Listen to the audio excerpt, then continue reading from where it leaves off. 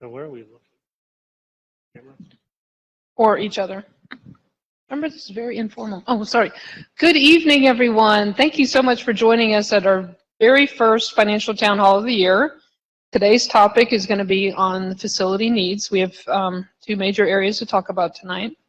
If you'd like to ask a question or participate, what do? They chat with you on Blue Jeans or Facebook Live? Yep. And so we'll do a couple slides like we normally do, and we'll pause and take a few questions. So you want to hit the next slide, please, Rob? Thank you. So I'm going to introduce my two esteemed colleagues on stage today. First, we have Board Member Brandon Craig. Would you like to say a few comments? Sure. So I think this is a great time to be having this discussion that we're going to have today, because I think it's really informative to understand what our facilities needs are and then how this affects how the district will move forward financially, but also making sure that we're good stewards of both the resources that we have in the district now and the resources that we will be looking forward to in the future. And so understanding what our needs are, what our costs might be, and what we can and can't do to achieve those goals is a great way to get this school year started. Thank you. And then over to his right is Chris Burkhart, our Chief Operating Officer. Welcome. Thanks for joining us today as our resident expert on all things facilities. Thank you for having me. I appreciate it. Of course, of course. Okay, so let's hit with the next slide. So we have a strategic plan that's almost final, but there's two major areas that we're talking about specifically today that are two big cost drivers as we spend and look for spending money moving forward. The first being that there's an ad hoc committee of the board that's looking at the effective use of the facilities and school buildings that we have right now. We'll go into a little bit of details on that. And then also, Mr. Burkhart here has created this fabulous 5-year maintenance plan on all the beautiful buildings that we have. And so we're going to talk a little bit about that as well. Next slide. So the ad hoc committee did a study on the use of our buildings over the last school year. So this is fiscal year 23. They looked at schools that were underutilized, under capacity, enrollment was under capacity, and those that were over capacity. And the data that's showing is we have about 7 buildings are using our enrollment from last year that were significantly under-enrolled, so their enrollment was less than 60% of their building capacity. And then we also, on the other end, had 14 buildings that were over 100% of their capacity. So the committee is looking at how do we shift things around, change programs, maybe consolidate some buildings, so that we can better use those buildings that we have to address the overcapacity issues. The two pie charts at the top of that slide indicate that it's really split between enrollment and elementary schools and high schools. I was a little bit surprised to see that because I'd been hearing where the high schools were all over capacity, but the the elementaries were under capacity. But it's really split almost evenly. And then the same thing with the under capacity buildings. So next slide. So if you remember, and if you've been around for a while, you remember we did the $1 billion facility master plan that was completed in 2013. It took us, I think, 10 years to finish the entire plan. And now in 2023, some of those buildings are actually 20 years old now. And they're showing signs of wear and tear, aren't they, Chris? So we're showing you there the average age of the building is 39, and you can see the life cycle of some of the big spends that we have. With that, in the next slide, I'm going to turn it over to Chris. He's going to talk a little bit about the 5-year facility repair plan. Yeah, thank you, Jen, and thank you for teeing this up. And so as I started with the district, I started a little over a year ago, and we started looking at our facilities and really what we need to do to bring our facilities up to the standards that I think everyone agrees that we need them for our students. So as we started doing that, we looked at it systematically, a systematic approach, I should say, to looking at every single building in our district and what are those needs for each one of those buildings. And we started with roofs, and because if the roof is bad, everything else under the roof is bad as well, because when the roof leaks, that obviously as water leaking into ceilings, ceiling tiles falling, walls crumbling and cracking, and then obviously floors as well. So roofing is really our main topic of conversation going into this bigger facility discussion. And the reason also with roofs is, as Jen said earlier, our buildings are between, 10 and 20 years old. And if you look at the life cycle of a roof, you're looking about 20 to 25 years. So it's really right at that time in which we have to address a heck of a lot of roofs in our district. Within that, we also looked at, for example, plastering and painting in our common areas. Now, a lot of folks would say, yeah, that's a lot of aesthetics. But when we walk into our buildings, we want a sense of pride. We want a welcoming area. And so a lot of our buildings haven't been painted in over 20 years. And so if you're at home and you see your house and maybe have kids at home who put their hands on the walls, you can know that after a couple of years they start to look a little dirty and a little dated. And so after a period of time, i.e. 20 years, they really start looking bad. And we just really need to give a lot of our buildings a facelift. And actually there's a lot of repairs as well to our walls over that period of time that we need to address. Items such as carpeting, again, another aesthetic. The life cycle on carpeting in a commercial operation is around 7, 8, maybe 9 years if you're lucky. So as we're looking at our schools being 10 and 20 years old and we haven't replaced the carpeting, you know that it's in some bad shape, and a lot of them are pretty worn. We're looking at camera upgrades as well throughout the entire district. Now, we did receive 2 grants that help move our cameras into the current 2023 technology. But within that, we have, hundreds of cameras throughout our district, and it's not surprising that each building could have 50, 60, 70 cameras to make sure that we're covering all those for both the district safety and student safety. And so as we look at those cameras and upgrading them, that's one of those areas that we can continuously upgrade cameras every single year and make sure that we have all of them operational. Items such as fire alarms. A lot of our fire alarms in our older buildings are coming due to not being able to get parts. We want to replace those right now while we can get parts and when we can service them. And moving forward in the next couple of years, we want to make sure that we are ahead of the curve on those types of items. Another item that we looked at that a lot of people forget about is playgrounds. So playgrounds, I don't know if a lot of people understand, but we have to actually inspect playgrounds, every bolt on every playground every single year. And although that doesn't sound like a lot, obviously we have a lot of playgrounds in our district, but it's a lot of work to be able to make sure that all of them are maintained 100% every single year. Another item that we look at across the district is our HVAC. And so that's all comfort in the building and making sure that all of our students are comfortable not only in the winter when it's really cold outside, but also in the summer when it's really hot. So Chris, for the public who may not know what HVAC means, can you define it for us?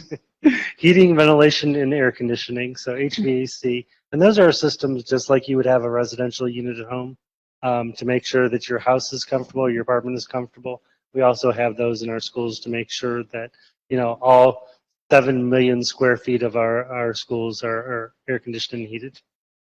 And Chris, I think one of the things that you're identifying that I think is really a nice way of compartmentalizing some of this is that some of these repairs are necessary for the facility, the building to operate. Some of these are also necessary for our students' safety or building safety, but some of these are also just general needs within the building, right? Like so, for instance, roofing and plaster might be something that is necessary for the building to be safe for our students to go in and out of, to be in healthy conditions.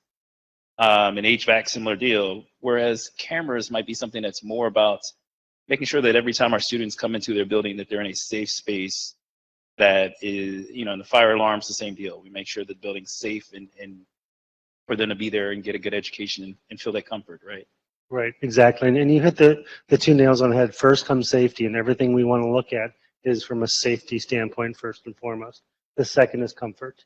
So we want to make sure students are safe, but they're also comfortable in those environments in each one of our schools. And that, to comfort is different from for everyone. And so, I like my temperature in my rooms a little bit warmer, whereas my wife likes it a little bit cooler. And so we have those dilemmas across every single school building as well. So Chris, how much is all this going to cost us? The million dollar question. Right. So really, when our team put together a lot of the information for each one of these buckets, and I just call them buckets just to make it easier. We're looking at approximately $35 million a year over the next 5 years. And so when you look at roofing over the number of buildings that we have and having to replace the roofs that we have to replace, you're looking about $45 million. Plastering, you're looking at about $1.5 million. Carpeting, $15 million. Painting, $29 million. When you consider we have 28 million square feet of surfaces, walls that need to be painted. That's a lot. And that's hard to imagine I imagine as a parent and having my children go through, I always focused on my school, but the fact that we have 65 schools and now 66, right? It's huge. No matter what we do, everything is big and big dollars. So you said 35 million a year, right? So I remember as we were going through the facility master plan, because I've been around forever, there was a requirement when we did the Ohio School Facilities Commission with our $1 billion plan that we had a set aside for repairs and maintenance. At the time, it was a $500,000 levy, which is a requirement for every district in the state. And ours, for us, it's about $3.3 million a year that we transfer from the general fund into a maintenance fund. So why can't those funds be used to help do this?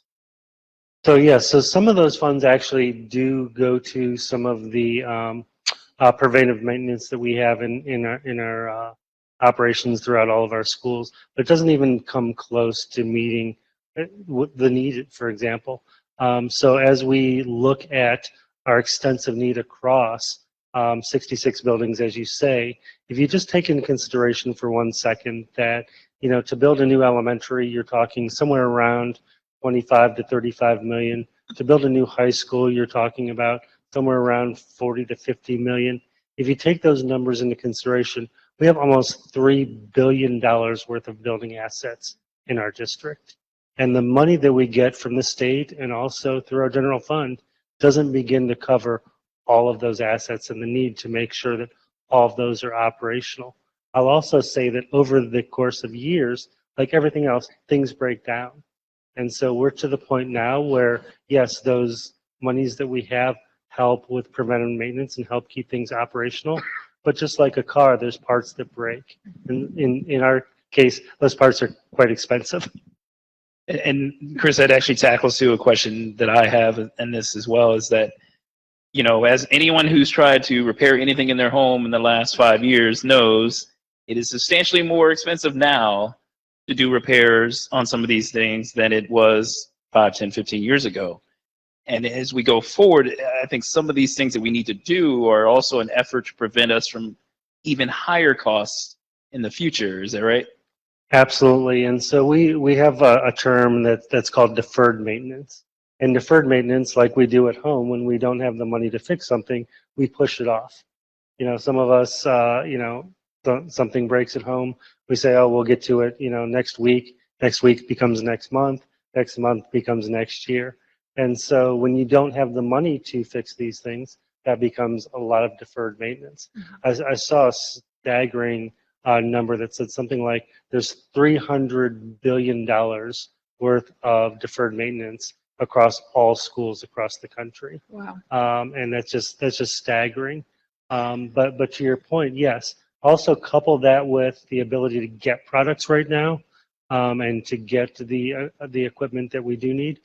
Some of our electrical items that we need are 18 months out. So even if we said today we have the money for it, we're waiting 18 months out before we actually get those items. So I remember when we were doing the facility master plan and costing it all out, an elementary school was about 11 to $12 million to build. And how much is it now? About 20. So 20 is what we were using to build high schools back then, and so it is dramatic. And so not only our costs have gone up just because of inflation, but because of COVID and supply chain delivery issues, we're experiencing that now as we're building our retirement home. So, But you also have to think about what technologies are in schools now right, than what was there 10 or 15 years ago. exactly. And so building materials are much more energy efficient now. Our boilers, our chillers are much more, or HVAC, our heating and ventilation, air conditioning is much more efficient, but it's also much more expensive. And so there's a trade-off. And I liken this to, I love using car examples. So a car 10 years ago wasn't as safe as it is today, but it also wasn't as expensive. And so when we look at those types of things, it's the economies of scale and inflation that takes in consideration what we're doing here. Can you also speak a little bit to, and I think you were starting to talk about this with things like our electrical, that there's certain purchases that we want to do today that, to be quite honest, the supply of those products or those tools or those necessities is just so backlogged that it's not something we will necessarily get today, but it's something we need to go ahead and invest in today, and how that also might affect, how we think about our facilities upgrades and our facility needs. Right. So two things there, and one is it all comes down to planning. So making sure that we have a plan over the next 5 years, which is what we put together. But the other part to that is we have to be strategic about how we do the work in each building as well as across the district. So I could say yes today if I were given a check for $30 million and I would be able to paint every school in the district. We can't physically do that all at once. So it's got to be spread out. Same thing with either ventilation or cameras or lighting systems, parking lots. Everything that we do has to be in concert with one another. So if we do have contractors or even our own folks working on, schools, we have to do it in a way that is spread out, so folks aren't tripping over each other, and we have to do it systematically. And we also prioritize. And so the plan comes with a priority. Obviously, a roof that's leaking in multiple places, 4 or 5 places, is obviously more important than a roof that maybe is only leaking in one. Well, not only that, but there's a shortage of the trades, right? So even if you could hire the professional skill that you need on the time you need it, makes it more of a challenge. So let's pause there and invite some questions. Do we have any questions from the audience? Yes. What is a facilities master plan? Said the word a lot. People want to know what that means. Better, you want me to? I'll tell you what it was when we did it.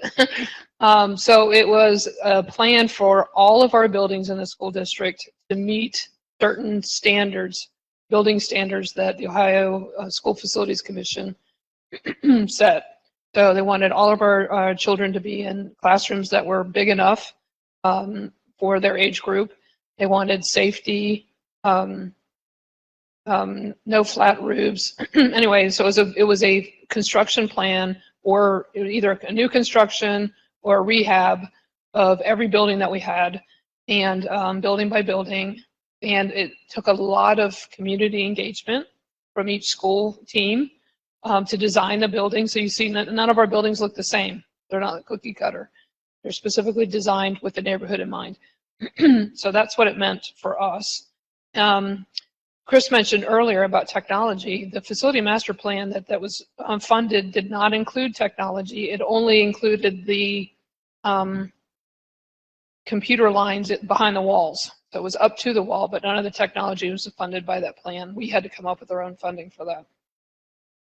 You want to add to that? So the other thing that the master plan does is it creates equity across the district. So you don't have just one school getting a lot of work without another school also getting some sort of reciprocal work. Might not be the same thing, but it would be in relation to that building. So it provides equity throughout the entire district so that every school gets some piece of the pie amongst what that plan is.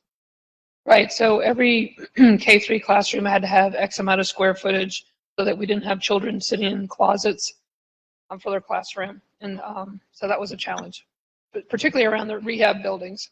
that were old and on the historical registry. We had to get creative with that. Question? Yep. No, this one is a little bit more about some of the line items you were talking. What is commissioning a building or a control system? Yeah, so that's a great question. So as we look at our heating, ventilation, and air conditioning, we also are looking towards, beyond 2023 into 2030, and being able to control all of our heating and air conditioning through our laptops, and being able to look at when we have something that breaks, being able to identify that really, really quickly. And so as we put new controls on our ventilation and air conditioning, what it allows us to do is be able to pull up a blueprint of that in real time and see what's running and what's not, similar to a diagnostic on a car. So previously what used to happen is something would break, we wouldn't have heat at a school, and we'd send out our technicians. And our technicians would start at one end and, do a kind of a diagnostic of every switch and every fan and every motor along the way until they uncovered what the issue was. And that's the way most of HVAC has worked up until very recently. Now we're able to automate all of that so that we can, in real time, see which fan motor is dysfunctional, go in, replace that, and have that up and running within hours, with what used to be happen was days. And so if you've ever been in a school building when it's 90 degrees outside and it's, above 100 in the school building, that hours matter. Same with heat, hours matter. And so we want to make sure that, again, we're addressing situations that they come up. The other piece to that that's really, really important with commissioning is it now allows us to turn systems on and off, A, remotely, and B, be able to condition certain spaces. So we're sitting in our education center in the auditorium right now, and so normally this would be shut down with lighting and everything around 5 o'clock. But we can remotely then turn it on at 5:30, knowing that we are going to have folks in here at 6 o'clock. So it allows us to be a lot more efficient with our resources as well, and not heat spaces that don't need to be heated, or air conditioned spaces that need to be air conditioned, or just simply have the lights off. I think that speaks a little bit also, Chris, to the desire to have a district that is not a 19th century, 20th century district, but a 21st century moving forward. Because the more we are preparing ourselves for the future needs of the district and the future abilities to control some of those things, it makes us more efficient and makes us more effective. It also makes our buildings more usable for our community members, right? So as we think about how the community might be able to use a auditorium space for a concert, or use a football field for a little league football game, the more we're able to control some of those things and take away some of the inefficiencies in those processes, the better the community is able to use our spaces, the better our students are able to learn in those spaces and come up with creative ways to utilize each of our buildings throughout the district.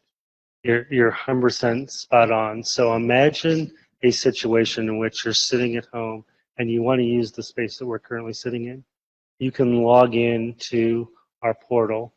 You can fill out the facility use application. We then, on our side, receive that. We approve it.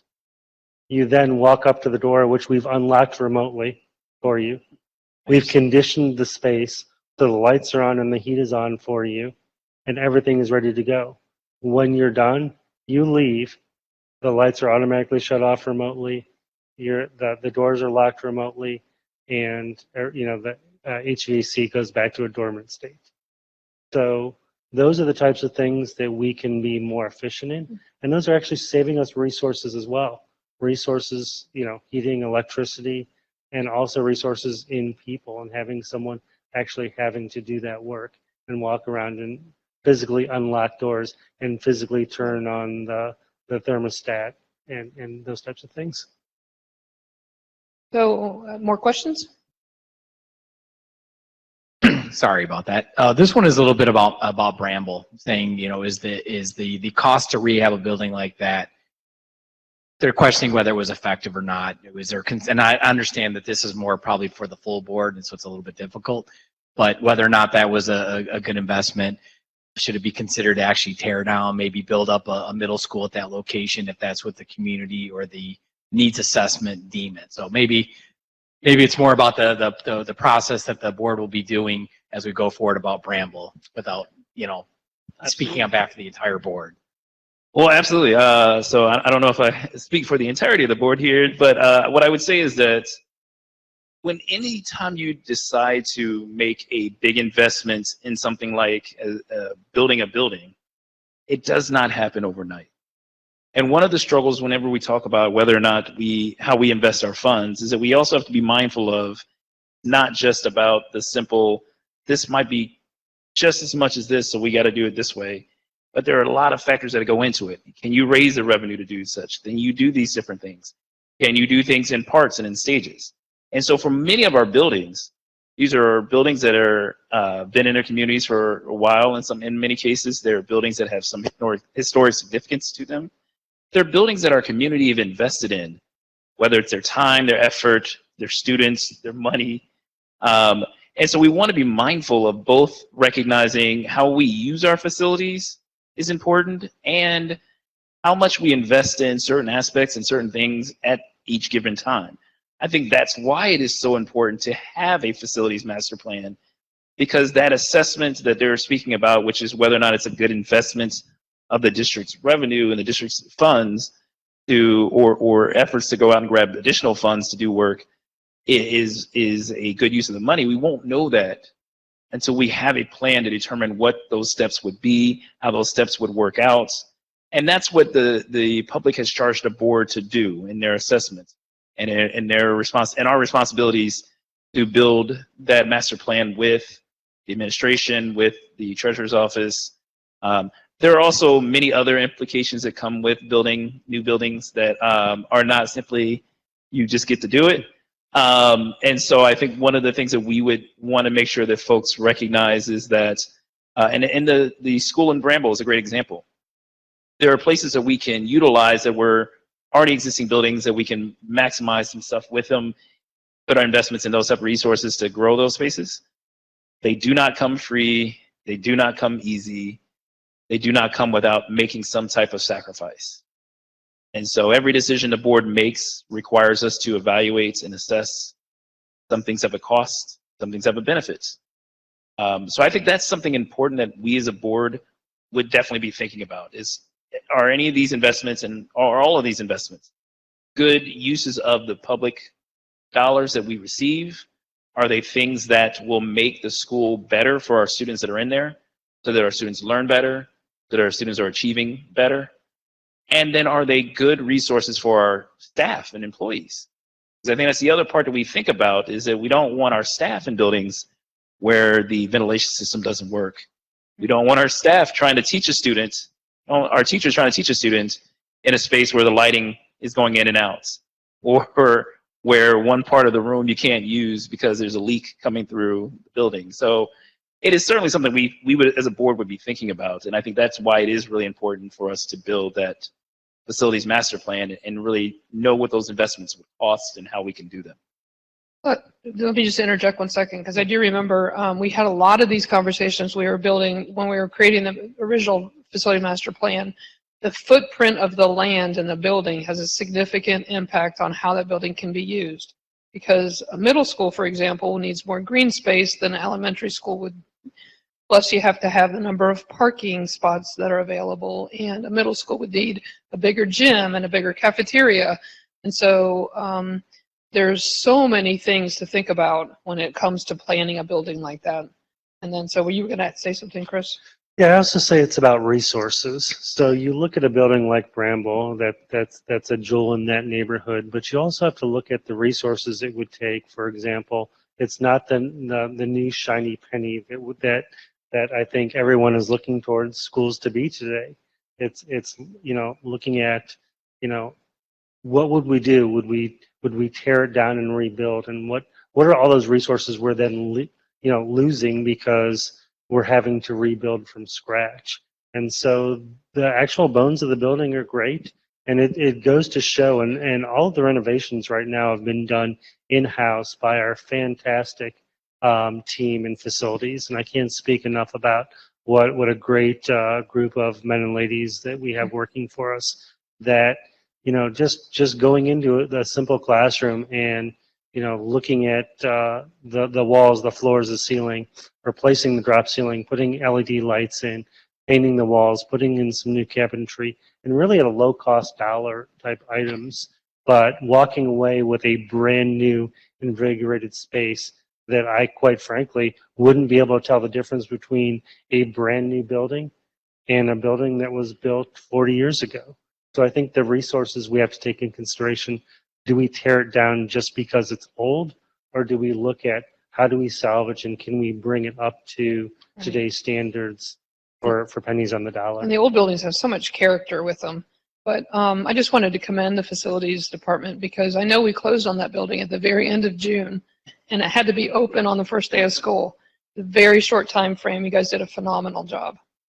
Yeah, the facilities team are heroes. I mean, they knew what had to be done, and they planned the work and they executed. And can't speak enough. It's basically like rebuilding a house and doing it in the better part of a month and a half. And they really took it on and did a fantastic job. Sure. Okay, questions? Yeah, our next question, actually, I know she would, if she could be here, she would definitely be here, but Dr. Moffat Dr. did K. post something. Yeah. Yep. She asked, what schools are the priority? We understand the need to do something at every school, but there has to be a hierarchy. That's equity. So where do we begin, and how do we pay for this? Great question. So I'm going to start how I started it with. In my opinion, everything starts with roofs. If we don't have a sound roof on the building right now, then everything under the roof doesn't matter. If the roof is leaking, then we have multiple problems. So from my vantage point and the vantage point that we took as we started this project was looking first at roofs and what we need to do from that standpoint. So how do you know which roof to do first and which one to do second and which one to do third? How do you make that decision? So that's a great question. I don't want to get too deep in the weeds, but obviously we looked at which ones were leaking. So that was a really easy example that any layperson could walk into a school and see, hey, we've got a bucket here catching rainwater. So that's the first easy one. But we also had drone footage of all of our roofs to be able to see, and we also do infrared scans of our roofs as well, which will show you where every single leak is. We actually have folks that are up on the roof and then drawing on the roof to show where those leaks are. So if we can repair them, we do. But in a lot of cases, as I've said, we're at the life cycle of the roof. You have a car, again, my car analogy, you have a car that isn't running well, and do you replace the engine or do you buy a new car? And so in some cases, we can fix the roof or fix the engine of the car. And in other cases, we just have to replace the whole thing. And so, those are determinations we have to make at every step of the way. The other thing I would say to priority is, again, going with safety and going with items that have a return on investment. So things like lighting, we can replace old fluorescent bulbs to LEDs. That's going to pay for itself with a return on investment. So we're looking at some of those items as well. Parking lots, again, an item that's not necessarily a sexy item to talk about, but parking lots through all of our buildings, and a number of years goes by, we have potholes, we have been patching areas, and by driving down Cincinnati roads, there comes a time in which you fix that pothole so many times that you just need to repave. And so there's those situations across the district that we've kind of looked at systematically to see where they're at, and we kind of rank them. And so those schools that really need a lot of work in a parking lot from that ranking will be on the high end of the list, and maybe the roof isn't, so they're on the low end of the list there. And I think we're going to hit on some of the ways of which we can potentially pay for any of these repairs a little bit later on, but I wanted to give one little thought to that, is that the setting the priorities for which is the most important things we need to tackle and the things that we need to work on is one stage of that. And then also thinking about which one of those repairs are things that we can do over time, things that we, have resources that are already dedicated to doing those things, or things that we can't get the equipment yet to do, makes a big difference. And so I think to your point earlier that you made, as we look at these things, that's why the master plan is so crucial to figuring out how we pay for these things. Because if we can pay for a lot of things, if we can do a lot of stuff, but it will take 2 or 3 years to get to much of it because of equipment and other factors, maybe that changes how we think about how we fund some of that work, or even some of the work that gets priority of things that can be done this year under the budget, next year under this budget, and so forth and so forth. Questions? Is there ever a time to stop repairing a school, that are building a new school, or even consolidation? How are these decisions made?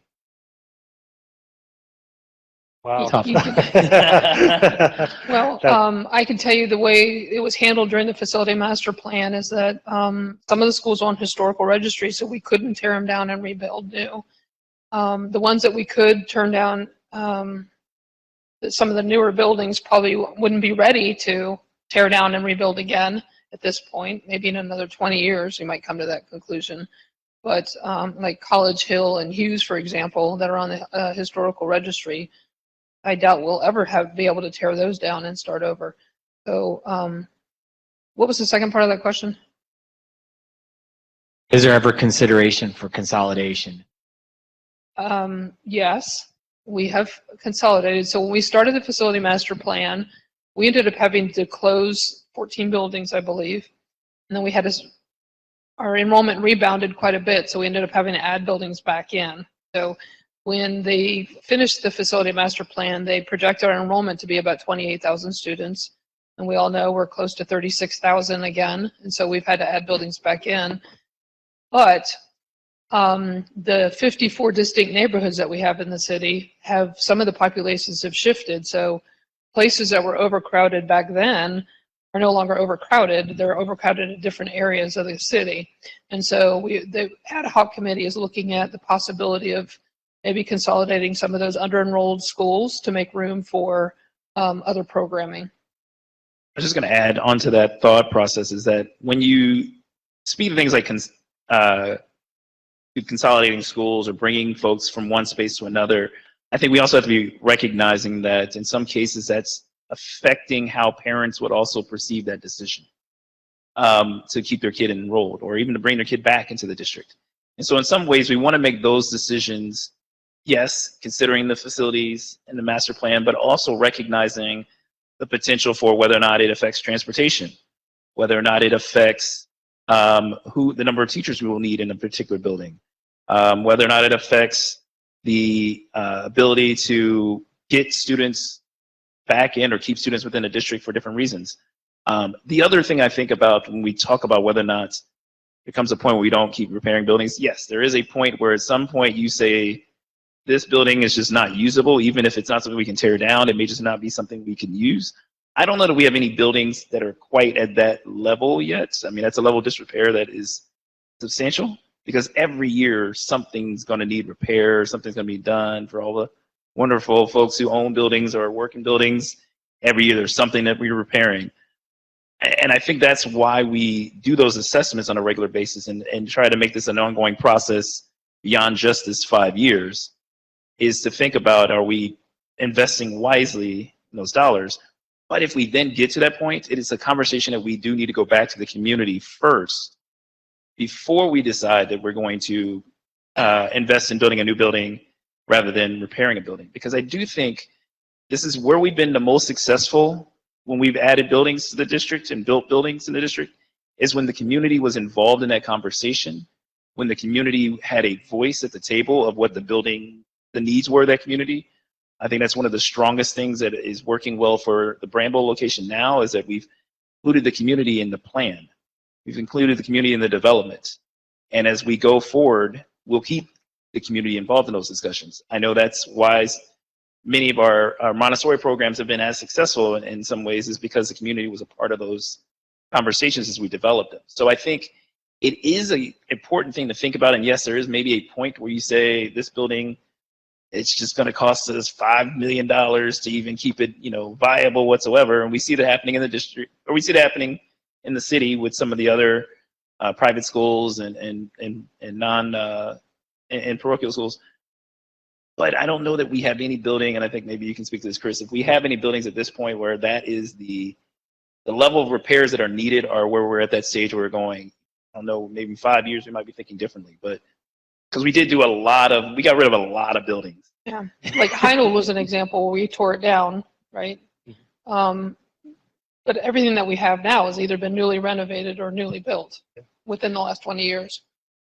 Yeah, so I like to say this to folks as we look at these buildings and as we have these conversations, everything is a snapshot in time. So as we look at our buildings, and I'm giving everyone today a snapshot of what we're talking about, tomorrow that snapshot can be totally different. I say we're always one storm away from something that's going to happen with roofs, for example. So this is always a snapshot in time, and to the point of, do we tear down? Do we build? What's that ratio? Again, that's always a snapshot in time.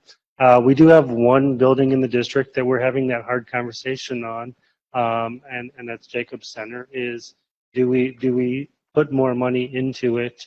And it's right there at that break-even point. Is do you sink as much money into it as it would cost to build a new building? And we're wrestling with how much we repair right now. We have another building which not a lot of people know about, is our service center over on Iowa Street.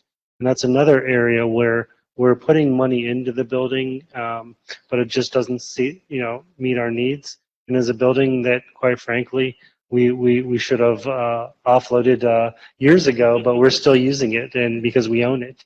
And so we've got some of those hard decisions to make moving forward on, do we keep it or do we move along? I'm sure E. Bolton sitting at home right now, loving what you just said. So. But that's why we're here tonight, right? Is just to start this whole general awareness of where the challenges are and the size and the scope of some of those challenges, so that we can start engaging on what do we do next. So before we take any more questions, let's flip forward to a couple of slides about how we might consider financing this project. So we're looking at $35 million a year for at least 5 years, if we were to do it all in a 5-year period, right?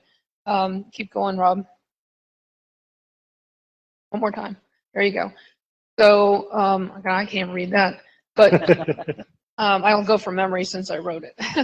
But there's some different options on how we might consider funding this project. And Chris is right. The state does not give us money for capital expenditures.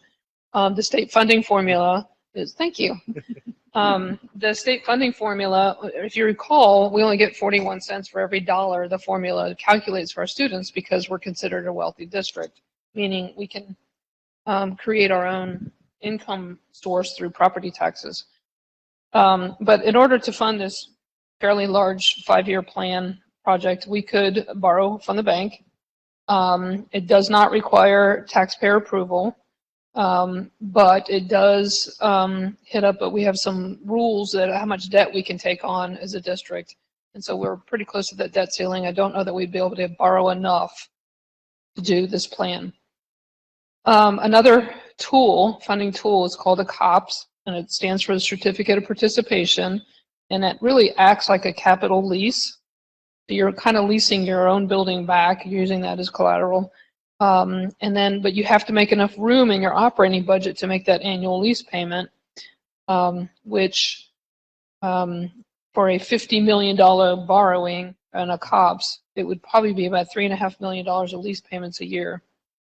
The difficulty we would have doing this plan is that we've used COPS issues before.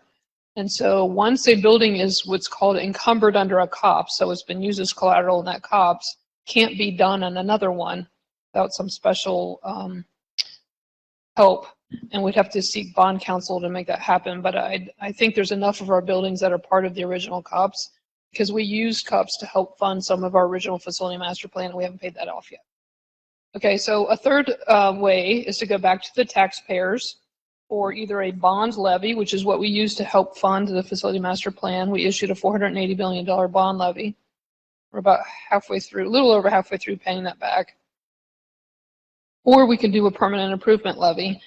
A permanent improvement levy, so the difference between a bond levy and a permanent improvement levy is a bond levy gives you your money up front, and they use that money to pay for your projects. Permanent improvement levy gives you an annual revenue cycle over, and then depends on what you get approved, whether you do a 1 year, a 5 year, or you can do a continuing levy. So then you're subject to the annual revenue and how much you can only spend what you take in rather than have all the lump sum available. There's pros and cons for both. Or we could investigate doing an income tax levy. School districts are allowed to do income tax levies. We've never done one. We'd have to do some research if that's the board's direction. Although I'm not sure, given this economy, our taxpayers would like that. You can also do another operating levy. So a permanent improvement levy you can only use for capital expenditures. So textbooks would be qualified, anything with a 5-year life or more. Textbooks, technology, building repairs, buses. Even though we don't typically buy our own buses, but an operating levy on the other hand, you can use for general operations of the district. And we typically use fixed sum levies. So the taxpayers approve a specific amount every year, $50 million every year for a life cycle of that levy. And we have to live within that limit. Or you can do a fixed rate levy. So you set the rate and the money fluctuates from year to year. And most of the rest of the state uses fixed rate continuing levies. For some reason in Southwest Ohio, we do the shorter term fixed sum levies, just historically. But so basically those are our options. We actually even talked to the board just recently about the possibility of selling some of our properties to help reduce the amount that we would have to finance. But certainly this project is big enough that we can't incorporate it into our operating budget from a general fund purpose. We are using some of our ESSER funds to help with these projects to get them kicked off in the areas that had the greatest need. We also use some of the early ESSER money to help with the Walnut Hills Dome, Hyde Park, and Pleasant Ridge, because they're all overcrowded. But the money has to be spent, encumbered by June 30 and then paid out by September 30 of 24, or we have to give the money back. If you started a capital project now, there's no way we would finish it on time. So that's why we can't just use the rest of the ESSER funds to help do this. Plus, they've gotten a lot more restrictive on what you use your ESSER funds for. Yes. So any questions about the funding tools from my colleagues here before we open it up back up to the public? I think one thing, Jen, if you could explain, I think there's a significant difference in some ways in how folks view the bond levy versus whether it's the permanent improvement levy or the operations levy. Some folks might understand them as all just levies, but there is a distinct difference between how that bond levy works for the district. And so maybe if you just speak a little bit to that. So we would have to size it so that the amount that we would get on the bond, so like in the facility master plan, we had $480 million.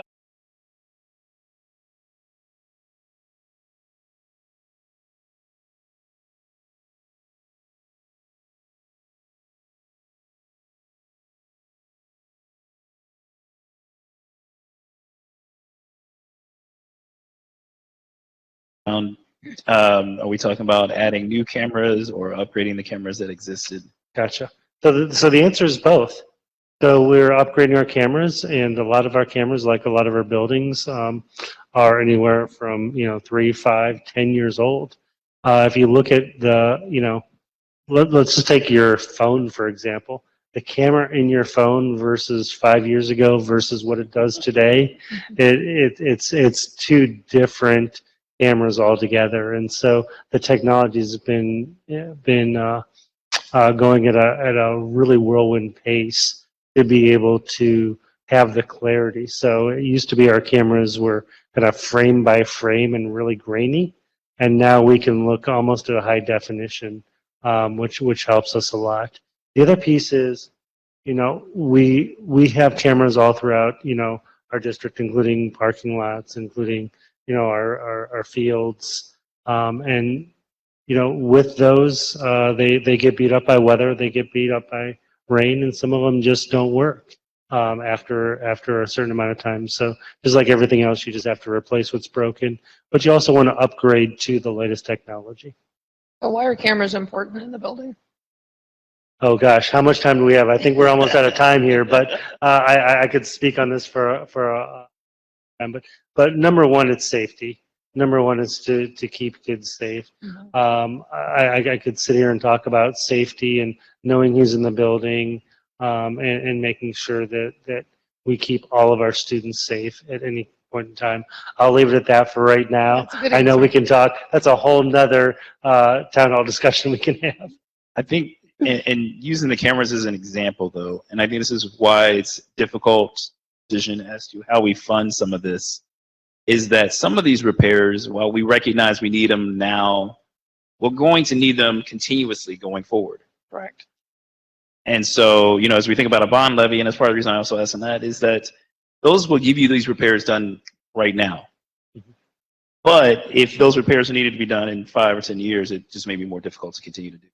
Right. So, And- So I would say, just like with curriculum and technology, who are on 5-year recycles, the facilities has yearly recycles too. Maybe some things might be a little bit longer, like 10 or 15 years. But you're right, the cameras every 5 years are going to have to be upgraded and repaired. So you're going to need that funding source that comes every 5 years. Right, and I also want to go back and say this happens in every district across the country. This isn't just a CPS issue. This is every school in every district across the country who are all wrestling with these same questions that we're asked today. Wrestling with where do you put your money, wrestling with when do you tear a building down and when do you invest in it, when do you buy new property and when you consolidate. So this isn't new to not only CPS, but it's not new to every district across the country. What we do have to do is make sure, as we stated earlier, is just getting that community conversation going, so that everyone knows, you know, what we're doing and why, and be able to weigh in on the impact. Right. So thank you. And so that's we have 1 minute left. So you'll slip a couple of slides. We're going to advertise the next financial town hall. But thank you both for coming and joining me tonight on Just Ask Jen, the financial town hall and facilities. I hope you'll come back. We'll try to keep you informed as to our progress with this conversation. If there's any questions that didn't get answered, we can certainly post them on the website, and so that everybody gets their questions answered. Next town hall's October 30th.